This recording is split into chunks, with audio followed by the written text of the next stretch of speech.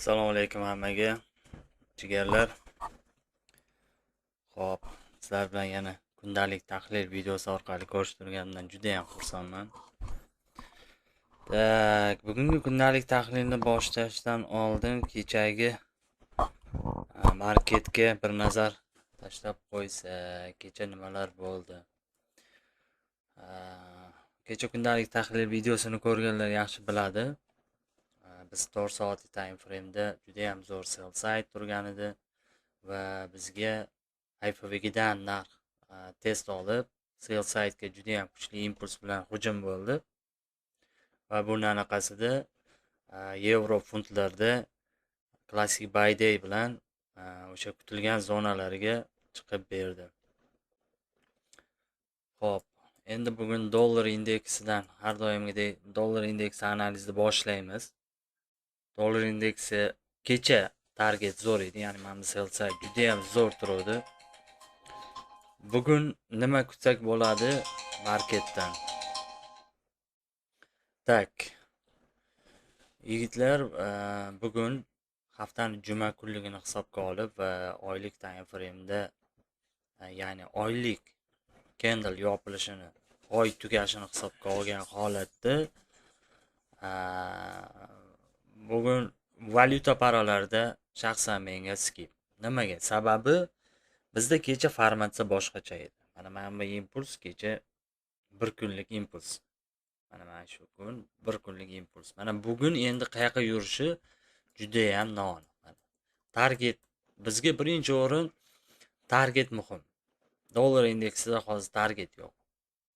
Target yo'q. Endi xo'p, buni o'zidan qoldiramizda biz oylik mazliga tushamiz. Mana mazli oylik time frame'ga tushadigan bo'lsak, dollarda borar nuqtasi mana shu eng yaqin turgan FVGni magnitni zona. Dollar o'sha yoqqa borish kerak deyapman. Lekin kecha ham tahlilda aytib o'tgandim, ya'ni mana bu yerda imbalans nuqtasi qolib ketyapti, ya'ni FVG qolib ketyapti. Keyingi oy mana avgust oyida ochilib, FVGga test berib, undan keyin mana bu FVGga chiqib, undan keyin domi yopilishini plan qilyapman. Mana shu oylik time frame'dagi mana bu order block va FVGdan narxni yana kuchli tepaga yurishini plan qilyapman. Va bu bizga dollar indeksida SMR, ya'ni narxning razvorot nuqtasi aynan mana shu oylik time frame'da low'i mana shu FVGda yasalishini plan qilyapman do'stlar. Va bugungi jumani katta ehtimol bilan dollar indeksidan xulosa qilib turib ishlamaslikni tavsiya qilaman. Shaxsan o'zim bugun skip bermoqchiman, sababi bizda yaxshi target kecha olindi va endi nima qilish kerak? Biz doim kutishni ham bilishimiz kerak do'stlar. Mana shunaqa dollar indeksida tahlil. Endi yevroga o'tadigan bo'lsak, yevroda ham o'z-o'zidan shu narsa aniq. Agar dollar indeksida qiziq nuqta bo'lmasa, albatta yevroda ham shunaqa holat. Endi yevroda mana oylik time frame'da FVG qolib ketyapti. O'sha keyingi avgust oyining high nuqtasi o'sha mana bu FVGda yasalib, yana biz pastga discountdagi FVGgacha narxni bemalol 500 pips olib tushsak bo'ladi yevroni. Lekin hozir mana shu FVGning ichida biroz qotadi narx. Bu bo'lishi mumkin, keyingi avgust oyini 15dan keyin yaxshi harakatlar bo'lishi mumkin. Bu aniq emas. Baribir narx impuls bilan o'sha yerga chiqqandan keyin ozgina to'xtab qolish ehtimoli bor. Ya'ni o'sha oylik time frame'dagi FVGda. Xo'p, endi bugungi kun nima kutishimiz mumkin? Uning uchun biz 4 soatlikka olib o'tamiz, qaranglar. Mana kechagi kun juda ham zo'r kun edi. Mana bu FVG daily time frame'dagi premiumda turgan FVGga mana bu kun juda ham zo'r bo'ldi. Ya'ni biz 100 pips harakat. Kecha kundalik tahlilda aytdim, classic buy day bo'lish ehtimoli bor bo'ldi. Mana bu soat 3:00 da yasalgan low, kunlik low bo'lib qolish mumkin deb aynan mana shu nuqtani ko'rsatgan edim. Mana bu nuqta, mana e'tibor beringlar, 3:00 da yasalgan kunlik low nuqtasi, ya'ni bir dona candle'da fitili lowi mana shu nuqta bo'lib qolishi mumkin. Biz faqat tepaga yurishimiz kerak deb plan qilgandim. O'zini shaxsan man 1 soatlik FVGga tushsa, mayda time frame'da, kichkina time frame'da tasdiq olib yana long olmoqchi edim. To dollar indeksi o'sha 4 soat sell side-ni yechgunicha. Hozir mana bu yerda endi hech narsa qila olmaysiz. Mana bu yerda hech narsa qila olmaysiz. Endi qaranglar bolalar. Hozir keyingi oy avgust ochilib, o'sha qolib ketgan yasalayotgan FVGga chiqadigan bo'lsa, bizga nima qolyapti? Mana shu yerda o'zi ham kichkina market maker buy modelini OC'si qolyapti.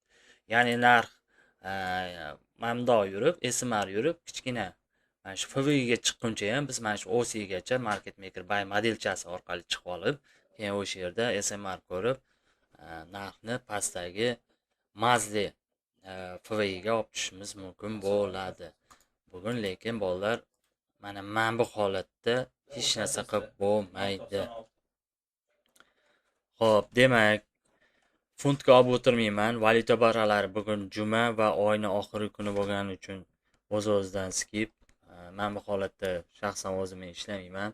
Men doim kuchli buy side va sell sidelarga hujum qilish tarafdoriman, bolalar. Xo'p, endi tillaga olib o'tamiz. Tilla daily time frame'da kecha aytgandim, juda ham xunuk kartinka.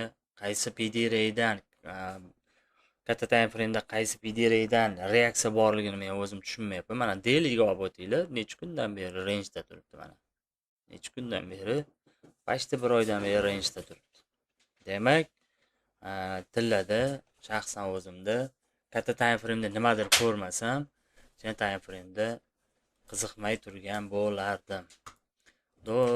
Xo'p, bizga nima qolyapti? Eng qiziq bo'lgan para, ya'ni indeks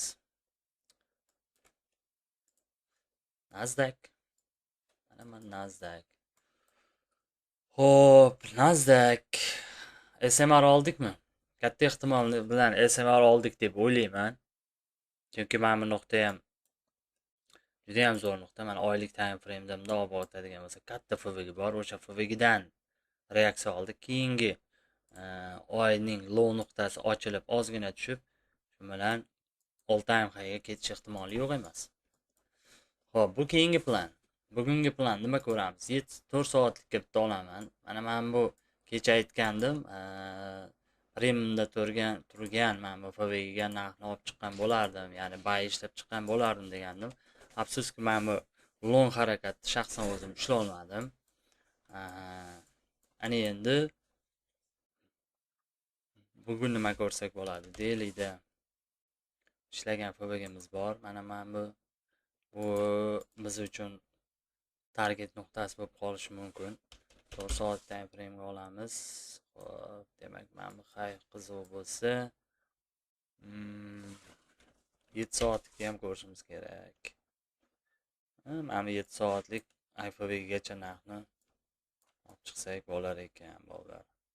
Mana bu 7 soatlik FVG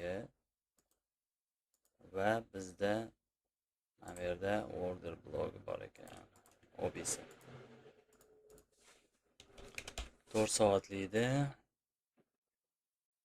mana bu o'zi 7 soatlik FVG. Tak, OB. Mana bunaqa holat bo'lib qolish ehtimoli yo'q emas.